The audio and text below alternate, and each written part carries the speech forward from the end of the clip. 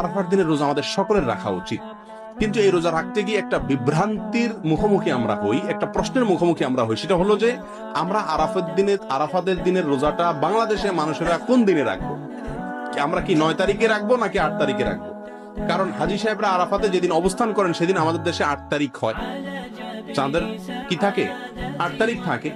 তো আমরা কি হাজী সাহেবরা আরাফাতের মধ্যে অবস্থান করছেন সেদিকে তাকায় 8 তারিখেই রাখবো, নাকি হাজী সাহেবরা সৌদি আরবে যেহেতু 9 তারিখে আরাফাতের ময়দানে অবস্থান করছেন অতএব ওই 9-এর দিকে তাকে আমরা 9 তারিখে রাখবো? এটা নিয়ে একটা ধোঁয়াশা, একটা প্রশ্ন আমাদের ভেতরে কম বেশ আছে। এই প্রশ্নের উত্তরে আমরা কি করব সে করণীয় ক্ষেত্রে আমি সংক্ষেপে বলতে চাই, এক্ষেত্রে ওলামায়ে কেরামের দুটি মত আছে এবং দুইটা মতই গবেষণামূলক। এর কোনোটাই কোন হাদিস থেকে স্পষ্টভাবে সমর্থিত না, বরং উভয় মতই যার যার বুঝ এবং গবেষণা লব্ধ। কোনটিকেই সঠিক বা ভুল এটা বলা বুদ্ধিমানের কাজ হবে না। অনেক ওলামায়ে কেরাম বলেন